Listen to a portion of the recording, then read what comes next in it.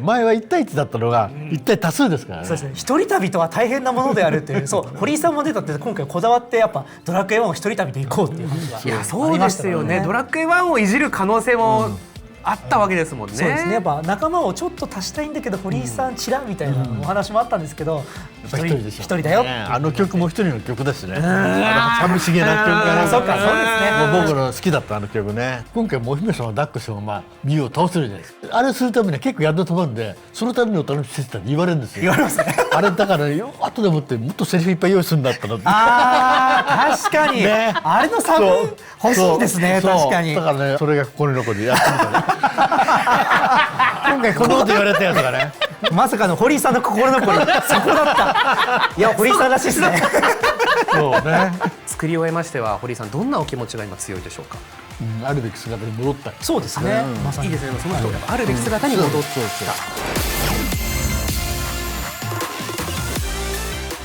皆さんこんにちは。ゲームキャスターの田口翔平です。本日はインサイドスクエアエニックスの収録で先日発売されたばかりの HD2D 版ドラゴンクエスト 1&2 についてお話を伺うためにスクエアエニックスさんにお邪魔しております。さあということで早速ではございますけれどもお話伺ってまいりたいと思います。 HD2D 版ドラゴンクエスト 1&2 および HD2D 版ドラゴンクエスト3のプロデューサーを務めた早坂さんです。はい、プロデューサーの早坂です。よろしくお願いします。よろしくお願いいたします。そして、本日こちらの方にもお越しいただいております。ドラゴンクエストシリーズ生みの親堀井雄二さんです。どうも堀井です。よろしくお願いします。よろしくお願いいたします。さあということで今回ですけれども HD2D 版のドラゴンクエストがですね原作では1、2そして3と発売されたわけですけれども今回は3の後に1、2というところで発売されましてまあどうしてこういう作りになったのかとかこのゲームどういったこだわって作ったのかというところですね、伺っていければなというところでありますね。改めて1986年に発売されましたドラゴンクエストそして1987年に発売されたドラゴンクエスト2悪霊の神々ドラゴンクエスト3そして伝説への後の世界を描くこの2つのタイトルが1つのソフトになって HD2D 版ドラゴンクエスト 1&2 として2025年に発売されたというところです。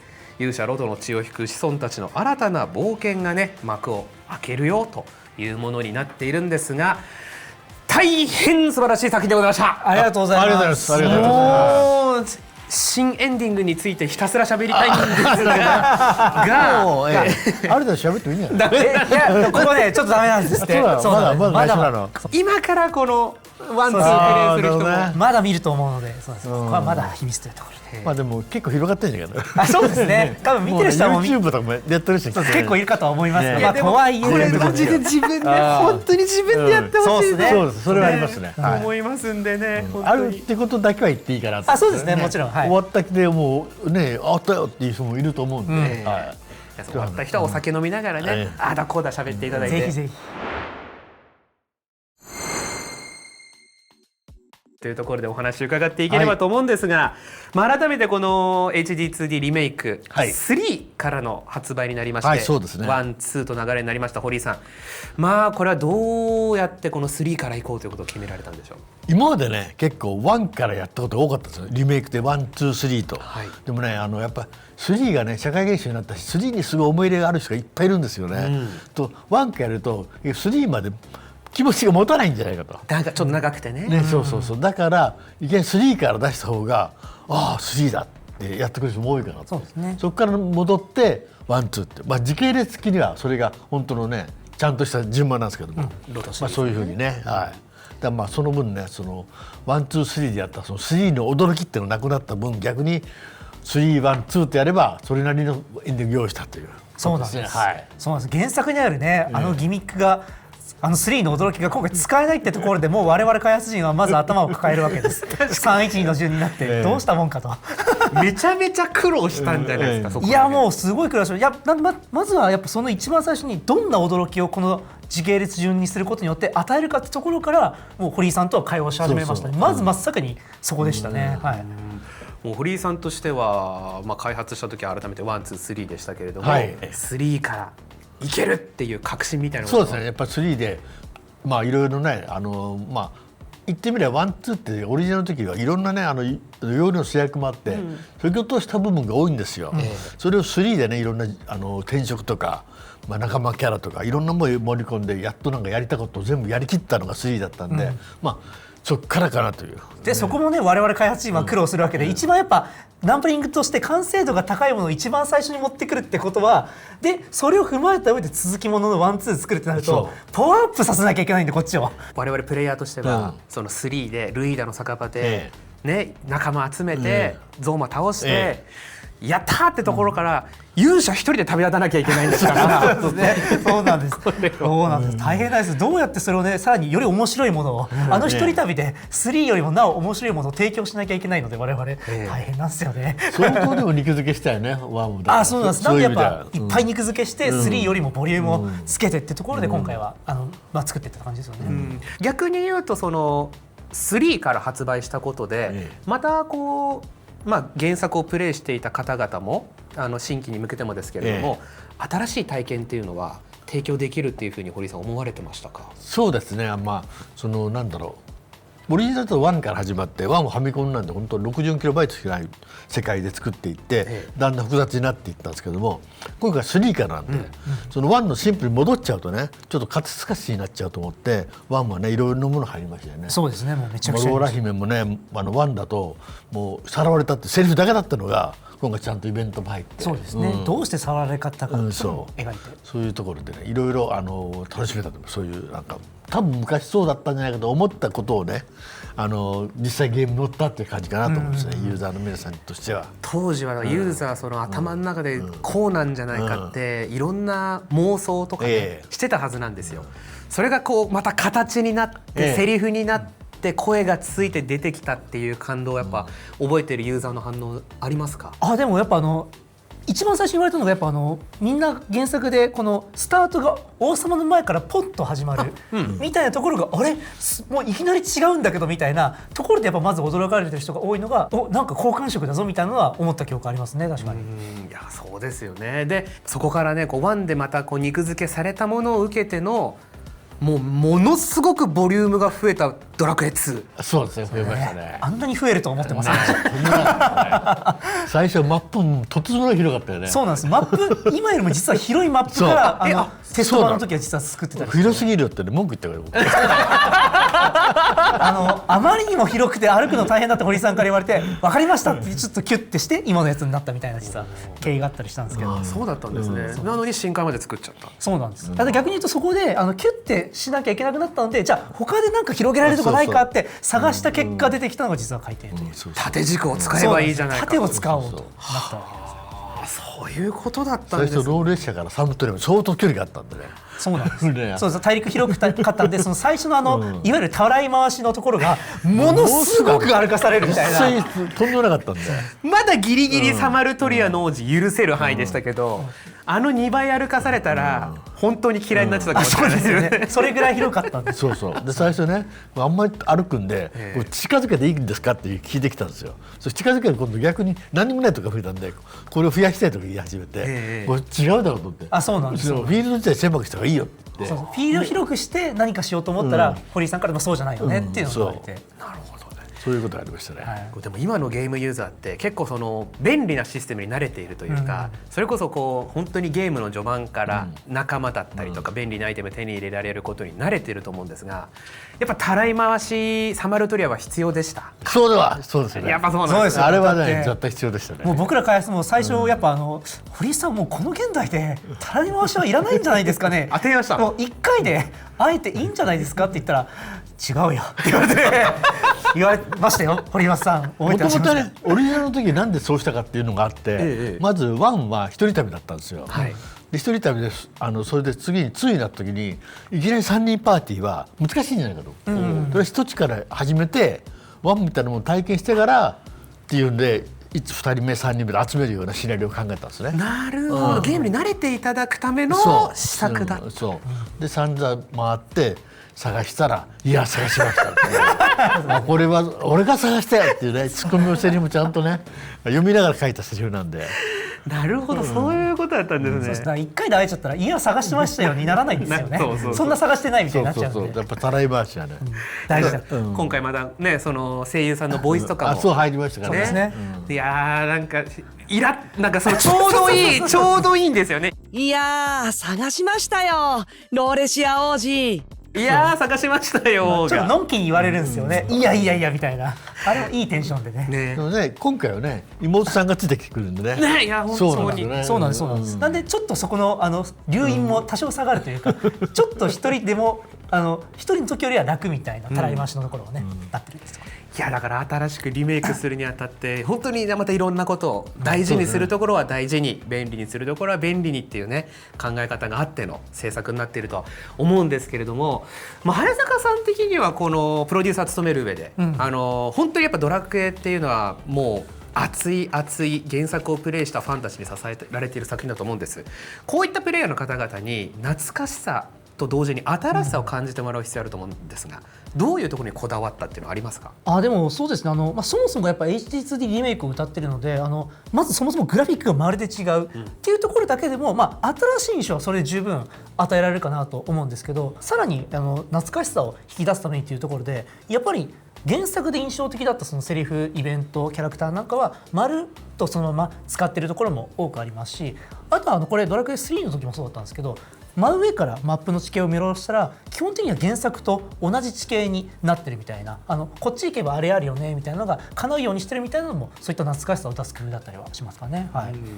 あとは本当に今のお話また受けてになりますけれども、やっぱサマルトリアに当時思った感情って、おめえが言ってんじゃないよっていう、そのいや探しましたっていうのもやっぱちゃんとゲームデザインにね、やっぱ改めてここは大事にしようって落とし込まれてたりとか。そうですね、もうあれを外す選択肢はもうなかったですし、今回やっぱ家を探しましたよっていうセリフ受けますけど、あれもプレイヤーが話しかけたらこのセリフがちゃんと出るようにしてほしいと、部屋に入ったら勝手にイベントが始まるんじゃなくて、A ボタンを押したらイベントが始まるようにしてくれっていうのは実は堀井さんのこだわりだったりしますね。オートで始まっちゃうとやっぱショックがないんで。なるほどね、ちゃんとアクションしてからあれが来るようにしてくれっていうのはなんかこだわりポイントとして言われて面白いなと思いましたね。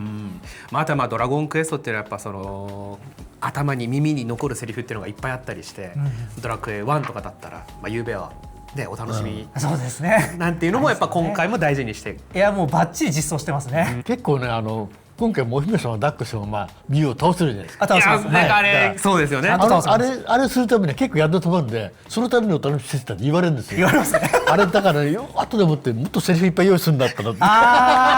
確かに、ね、あれのサブ欲しいですね。確かに。だからね、そうかと思って。確かにな。ちょっとね、それが心残りでやってみたね。今回このこと言われたやつがね。まさかの堀井さんの心残り、そこだった。いや、堀井さんらしいですね。そうね。なるほど。確かにあれ入れたらお客さん喜んでくれそうですね。確かに。ね、都市伝説になりそうですね。100回目だとこれ言ったってね、嘘だろっていうね。確かに特別なセリフになるみたいな。これは今からでもちょっと入れたいですね。これはアップデートパッチ、ちょっとアップデートこれのためにやりますかみたいな。ちょっと考えますかこれは。なるほど。いやでもそうです、やっぱね、そういう記憶残ってますし、他にもドラクエ1だと光やれとかってそうですね。やっては飛ばなくてあそこで済んじゃうっていうね。そうですね。あれも今回やっぱバッチリね入ってますよね。早坂さんとしてもやっぱいくつかそういうところはもうしっかり大事に作っていこうと。そうですね。やっぱ印象的なやつってやっぱ見つけたらリメイクで見つけたらやっぱ嬉しいものじゃないですか。っていうのはやっぱちゃんと残そうっていうのは開発一同思ってやったところですよね。逆に言うと本当ドラクエ2は新規カットというか、特に悪霊の神々の背景掘ったりとかっていうのも大胆な実装でしたもんね。そうですね。もう悪霊の神々の深掘りなんかもうかなりがっつりやっていますし、なんなら主人公キャラたちと同じくらい人気出るんじゃないかななんて自分としては思ったりしますけどね。特に誰が人気高そうってありますか？バズズじゃないですか。バズズか。喋り方なんだ関西弁キャラみたいな感じみたいな。わかったか？わかったならとっとと消えろ。んで家で寝てろ。俺はいちいち戦うとか面倒なんだ。ほら見逃してやるからや。ちょっと人間味もあるみたいな、あれなんか人気出るなと思ったりしますけど、いやなるほどでございますね。いやというところで改めて妹のねお話はこの次の回で詳しくちょっとさせていただいているというところでございますので、第2回もね、今のうちから楽しみにしていただければなといういうところではございますけれども、そしてですね、先ほどグラフィック面についてもHD2D で新しさを感じてもらうということでお話しいただきましたが、こちらをですね担当された開発の皆様からもコメントいただいておりますので、なるほどはい、代読いたしますね。ドラクエ3でもそうでしたが、城や町、ダンジョンといった各エリアの表現の仕方には特に力を入れています。原作を遊んだ方が当時の記憶を思い出しながら歩いた時に、この建物はこんな形だったんだ、この町の人たちはこう暮らしていたんだと感じてもらえるように、新しい発見がある配置を心がけましたとコメントいただいております。こちら素材があるということですね。ちょっとご覧いただきましょう。これが原作ですね。そうですね、はい、懐かしいですね。福引きができたんですね。でこちらが HD2D 結構違いますね、やっぱりね。ゴーリしますね。見た目はね、でも平面図的には構造一緒なんですよね。そうです。なるべく建物の場所はほとんど同じにするようにっていうのは心がけてやってましたね。いやだからそれが信じられないですよね。やっぱり上から見たら一緒なんだっていうのは、ね、そうなんです、そうなんです。でやっぱ当時もこの堀井さんがこういった街の配置って手掛けられてたと思うんですけど、多分すごく考えながらこのユーザー動線とかを考えながら作ったはずだっていうので、我々もそれを大事にしてやりたいっていうのはこの312共通ではあった感じですね。これエディター使いながら一個一個ね置いていって作りましたからね、マップ平面図を。でここに来るとここまで見えるなっていうのを計算してない。そうですよね。そうですよね。今このね四角の画面の中でどこまで見えてるかっていうのも大事ですもんね。宝箱わざと見てるんですね。欲しくなっちゃうから行きたいなとか、気になっちゃうんですよね。行きたくなっちゃうんですよね。いや行きたくなるっていうのがなるほど、確かに大事である。そういうのもね、本当ロール列車のここの HD2D 版もお城入ったら宝箱見えるような。そうですね。はい。なんでこれ今回は城下町と城の中を分けてるんで、ちょっとまんま同じっていうわけではないんですけど、とはいえなるべく同じになる。構造的にほとんど。そうですね。いや行きたくなるっていうのは改めてですし、こういうその街が生きているというか。もちろん生活の中で新しい建物も建てているしねと、そうですそうです、いうような感じもあるわけでございます。さあそしてもう一つご紹介いたしましょう。ドラクエ3からドラクエ 1&2 の流れを感じさせるのはもちろん、デザインの際にはドラクエ11も意識しています。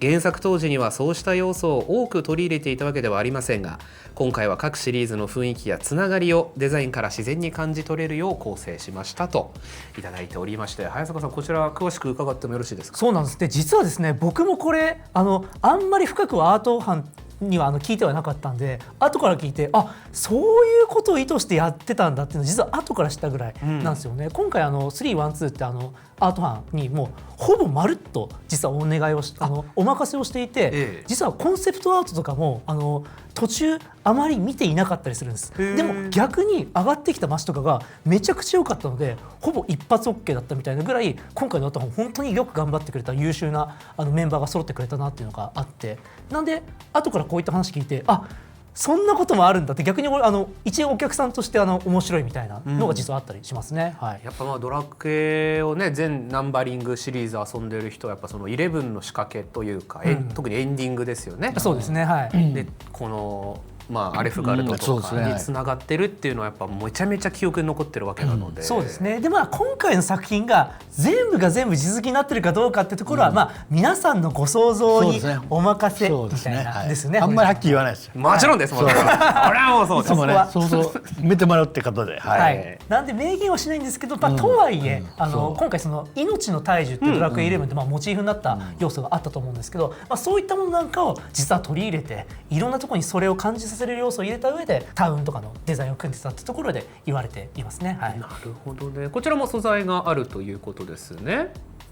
そうですね。この窓枠のところですかね、ちょっとこの自然をモチーフにさせる部分であったりとか、まさにそういったものを意識してるっていう感じですね。竜の女王の城ですね、ドラクエ3の。とかここもそうですね。この後ろの葉っぱっていうんですかね、植物なんかもやっぱそれらをちょっと想起させるものというか、あとその端っこに映ってる竜なんかもやっぱ竜の女王ですし、なんだろう、もしかしたら11の最後に出てきた竜ともちょっと関わりあるのかなみたいなところをちょっと想像させたりとか、で他にもありますかね。でこれがムーンブルクのお城ですね。で今と同じやっぱ後ろに木が映っていたりとか、さらにこの左右の絵画なんかも注目してほしいんですけど、左の絵画にまさになんかそうですね、竜っぽいのが映っていますし、右はこれは闇ですかね。それと対比させてる闇っぽい何か何なんですかね。何なんですかねとかも映っていますし、やっぱこういった細かいところっていうのは本当にアート班が何もないところからこれをポッと生み出すわけではなくて、やっぱちゃんとこのシリーズのつながり世界観というのを考えた上で、こういったデザインをチョイスして作ってるってところで、すごくこだわりがあるので、ぜひいろんなところこういうの散りばめてるんで探してほしいななんて思いますね。これもそうですね、ムーンブルクのお城の冒頭のシーンですけど、はいやっぱここにもちょっと木が、大きな木があるんで、これはこの木何の木じゃないですけどなんかそれはハワイにあるやつや。そうですねちょっと感じさせるやっぱ自然物があるというところでね、はい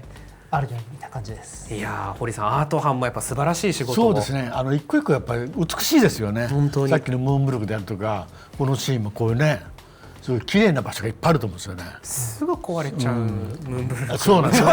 そうなんですよね。開始早々には破壊されてしまうんで、もっとね、ゆっくり見たかったですけれどもね。そうなんです。これテストプレイするための僕らが使ってるデータの中にこの綺麗なムーンブルク歩ける実はデータなんかもあって、自分も歩いてこんなんなってたんだみたいな、もちろんインゲームの製品版では遊べないですけど、実はめちゃくちゃ破壊されるまでのやつも見えないところを全部作り込んだ上で破壊してます。アート班はだ手から間だよね。そうなんです。これはあれだよね。手間です。いや、細部に宿るとは言いますが、アート班の、壊す美しさっていうのももちろんありますけれどもね。そうですね。なんかどっかのタイミングでなんか機会があればね、本当に綺麗なムーンブルクもね、ぜひなんか映像として見せたいななんて思いつつ、はい、そういったところも作ってます。ぜひファンサービスしていただきたいというところでございます。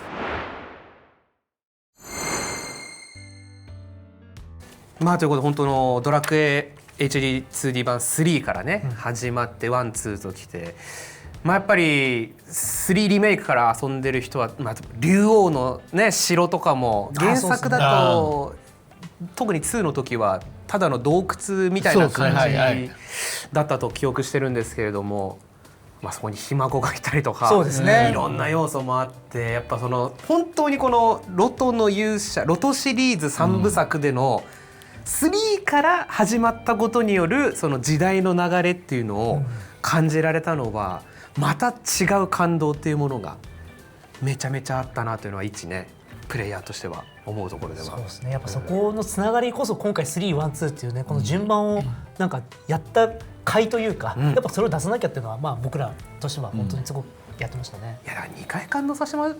いや、リアルタイムで本当に1、2、3を遊んでた。僕やっぱその初めて遊んだのがドラクエ5なので、5なんですね。やっぱその1、2、3のそして伝説の社会現象っていうのをリアルで味わえてはないんですが、本当にとんでもなかったもんなんだなっていうのは改めて感じるんですよ。一番すごかったのは池袋から5国寺目に並んだんですよ。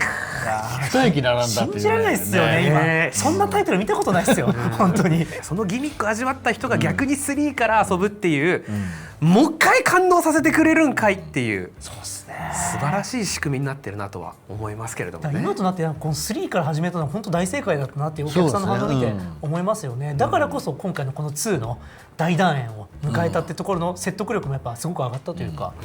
でもだって本当に初めてドラクエを遊ぶ人もいるわけで、そうなんですよ。1&2から始めちゃう人にはどうにかゲーム中ダメだよ、3先やんないといけないよって言わないと多分ダメだと思うんだよな。そうなんですよね。どうにかして3からやってもらいたいですよね。そうなんです。ただやっぱね、1、2から始めてももちろん、でも逆にね、昔の踊りがあるんで、逆にそっか昔と同じ驚きを味わえるっていう。そっか、それもあるか。そうなんですよ。あれはあれで残してありますので。そうなんです。なるほどね。いや、いろんな遊び方がじゃできるか。できますね。はい。でございます。さあ、そしてこだわりの部分ですね。こちらディレクターの長谷さんからも回答いただいておりますので、代読いたします。今作ではドラクエ1もドラクエ2もファミリーコンピューター版にはいなかった王妃様だったり大臣などを追加して王様と合わせて肉付けをしています。冒険の途中でお城に行って話しかけるとセリフが変わっていることも多いですし、世界観の厚みが増したことを感じてもらえるかもと思っていますと。そうですね。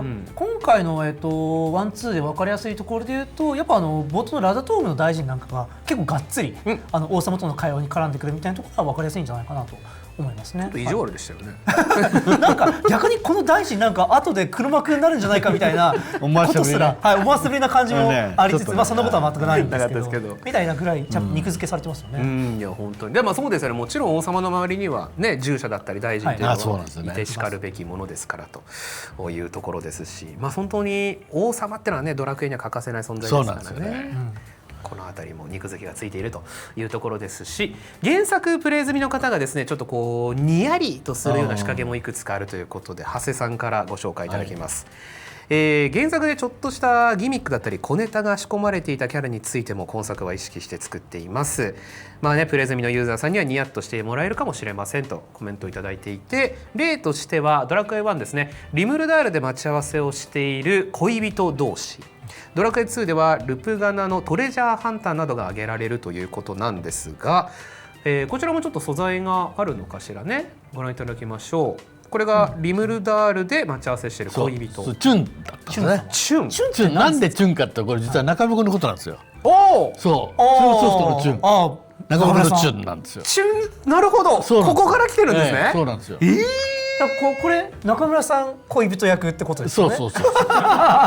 当時からそのね、スタッフの方々名前つけてるの有名ですけども、有名ですねはいこれまた初出しなのではっていう情報ではありますけど、あんまり聞いたことない話ですよね。ここはフィーチャーしないですもんね、あんまりね。オリジナルにはね、見栄を言うてキムコも出てるんですよね。へえああそうですね。うん開発スタッフの皆さん、はい。いやっていうのこれなかなか面白いですよね。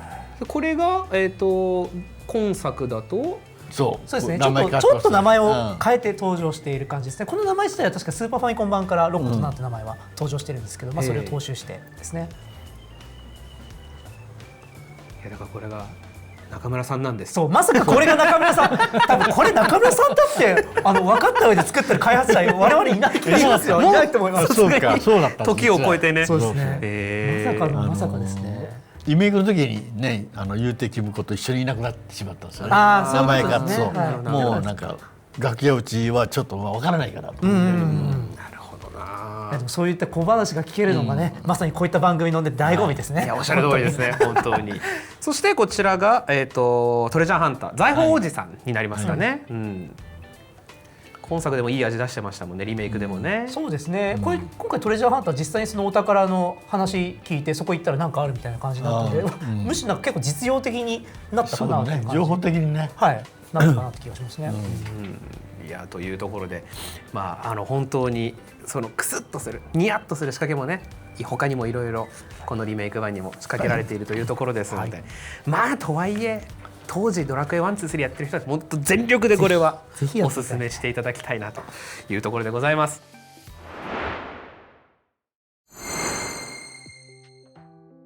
まあさまざまな角度からこの時系列変更に伴うお話を伺ってまいりましたけれども、ロトの装備についてもこれはもう大事ですからそうですね。伺いましょう。ドラクエ1から登場しているこのロト装備なんですけれども、原作、当初のものはロトの剣と鎧、ロトの印のみはい。だったわけなんであそうですすけれども、この3つあれば十分というお考えだったんですか。いやもう正直ね、もうメモリがとにかくないんで、そう武器の種類も15種類とかね、いろいろね、なんか4ビットしか使ってない実は。そういうタイムでやってたんで。本当は全種類出したかったみたいな感じそうなんですけど、だからね、ワンって多分ね、武器買い替えもできないと思うんですよ。持てないんですよ。あ、買い替えたら自動的になくなっちゃう。はいはいはいはい。そのぐらいしか持てなくて。えいう制約なんか作ったんで、それが今回ねいろいろできるんで、いろいろね本来あったあるべき姿に戻った。そうですね。まさにいいですね。その人がやっぱあるべき姿に戻そうそうったというところでありますね。今回は改めてその盾と兜も。そうですね。だからちゃんとあるという。そうですね。このやっぱロト装備、今回3から作ってるんで、3はそもそもロト装備という名前ではなくて、その前身となる名前で登場してきて、で1、2となるわけですけど、やっぱロト装備全部欲しいじゃないですか。いやそれはそうですよ。せっかくなら、っていうところでもうこれ本当に開発の結構初期のぐらいから原作にはなかったですけど全部出したいんですけど堀井さんどうでしょうみたいな話はこれもだいぶ初期の頃にそうだね。はい、させてもらいましたね。いやこれはまあ11まで交えて話すと本当にそのロト装備にはいろんな考察とかそうですねいろんなねフそうそうそうァンの思いが装備は装備で一個このなんか軸がありますからね、また別に。いやそうですよ。ただやっぱりねそうですよ、全身ロト装備でゾーマ倒してね、で次は竜王倒してねっていうのをやっぱ勇者にはやってほしいっていうね思いもあるでしょうから。そうですね。そうですね、はい、やっぱ集めたいってあるしね、探したいというね。でゲーム中だとやっぱちゃんとね全身装備になると、ドット絵も変わるしそうですね、見た目も変わりますし、なんなら今回のロト装備ね大変重要な役割を担っていますから、そうだね、はい、確かに、はい、そういったところでも一個なんかこのロトの装備のお話の軸っていうのもまた一個今回消化できたんじゃないかなって思いますね。いや本当ですよね。そうです。まあ2まで話を膨らませるとね、はい、まさにというところなんですけれども、まあそうですね、リメイクでやっぱオルテガの兜のところからのつながりというのも今作は素晴らしかったですね。そうですね。兜は兜でまたね、また一個お話があるっていうところで、まあちょっとどこで出てくるかはあれですけど、3でねオルテガの兜ありましたからね。そうなんですね。そうそれをちゃんと今回ね、この一つの時系列として回収してるみたいなところもまた一個ロト伝説としてのまあ大団円につながるというか、はい。でもこれだから何を見ろって言ったらネタバレそうなんです。とにかく最後までやってくれるとしか言えないですよね。そうなんです。あれですよね。これは言っていいのかな。3をやって終わってエンディングをちゃんと見ればみたいなね。あ、そうですね。そうですね。エンディングを見てくれればすべてわかります。スタッフロールにちょっとあるんで、ああって思ってもう一回スイッチ入れてみるっていうね。その辺で綺麗にまとめていただきましてありがとうございます。させていただける。でも台本にはちょっとないところですけど、ハーゴンは株を上げましたね。ハーゴンつながりですよね。そうですね。今回ハーゴンがまた新しい軸となって描いてますから。いや本当にこれまた3から描いたね魅力が詰まったキャラクターだなというところもありましたけれども、まあ改めて本当にこのリメイク素晴らしい形でロトシリーズのあるべき姿というね、お話もいただきました。作り終えましては堀井さんどんなお気持ちが今強いでしょうか。そうですね、まあ40年ぐらい前の作品なんですよ実はね。いや信じられない。それがねこうやってねリメイクされてまた多くの皆さんにやってもらえることはすごく嬉しいですよね。しかも形変えていろんなね要素も詰まってね、で評判もいいみたいなので。そうなんです。嬉しいです。おかげさまで売れてらっしゃるということで。そうなんです。数字は言えませんけど、なかなか売れておりまして評判も良くというところで、プロデューサーとしては本当にほっと一息という感じですね。巷ではリメイクとしては本当に最高傑作という声も。いやいやもうありがたい限りですよね。まさかそんなこと言ってもらえるなんてみたいなところで。しかも今回ねバランスが結構きつめなんでね、大人の人も結構考えてますよね。そうです。大人もむしろねこんなに考えるドラクエは悪いよみたいなね、強すぎるよねみたいなところ聞いてて、特に1では本当に脳から資料を出してだってね前は1対1だったのが1対多数ですからね。そうですね。より考えないといけない。こっちのやることもいっぱい増えてるんで、特技とか自分とか増えてるんで、そうですね。戦略性が増えてるんで。それはそうですよ。魔王を倒すってそれぐらい大変なことっていうのもね、一人旅とは大変なものであるっていう。そう堀井さんも出たって今回こだわってやっぱドラクエ1を一人旅で行こうっていう話がいやそうですよね。ドラクエ1をいじる可能性もあったわけですもんね。そうですね。やっぱ仲間をちょっと足したいんだけど堀井さんちらみたいなお話もあったんですけど、一人だよ。あの曲も一人の曲ですね。寂しげな曲がね。そうかそうですね。もう僕の好きだったあの曲ね。確かに。いやなるほど。やっぱここは絶対に譲れない部分っていうのはしっかりと生かされたリメイク作品に改めてなっているかなというところでございます。さあということで HD2D 版ドラゴンクエスト 1&2 そして3がですね、なぜ原作と同じ流れではなく3発売となったのかというところをねから軸にお話を伺ってまいりましたが、そろそろ終了のお時間ということでございます。最後にですねプレイした方に向けて、そしてこれからプレイする方もいらっしゃいますけれども、ファンの皆様プレイヤーの皆様にメッセージ頂戴できればと思います。早坂さんからお願いいたします。はい、そうですね。本当に何でしょう、この1、2、3ドラクエの原点である1、2、3をまとめてリメイクする機会なんてそうそうあるものではないし、それをしかも自分が担当できるなんて何でしょうね、もう本当になんか光栄としか言いようがないというかで、今回しかもその3、1、2って時系列になったことを生かして最大限生かした上でどうにかこうにか今だからできるこのロト3部作としての完結大団円を目指したいっていうので、なんとか今のお客さんの評判を見る限りはそれが達成できたのかなっていうところで、本当に自分としては良かったかなっていうまずその一言ですし、とにかく遊んでほしいと、もう2を最後までやってほしいって、もうとにかくこれにつきますかね。まあ、本当にもうそれしか言えないですもんね。それしか言えないです。そうなんです。いやでも本当素晴らしいものに仕上がってるなとありがとうございますいうところでございます。堀井さんからはいかがでしょうか。そうですね、やっぱり40年前の作品がこういうふうにね3、1、2とリメイクされて、しかもね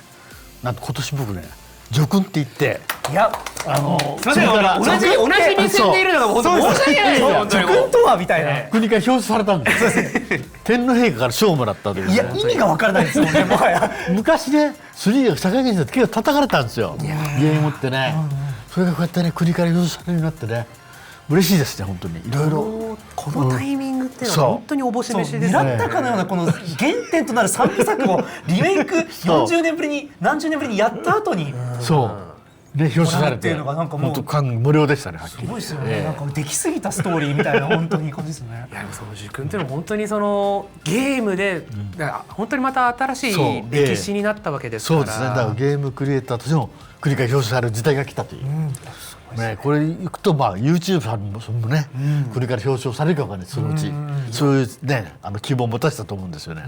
嬉しいです。いろんな方々の可能性、また兆しにね。そうですね。いやいつか堀井さんみたいになりたいです本当に。そりゃ大変ですね。そうですね。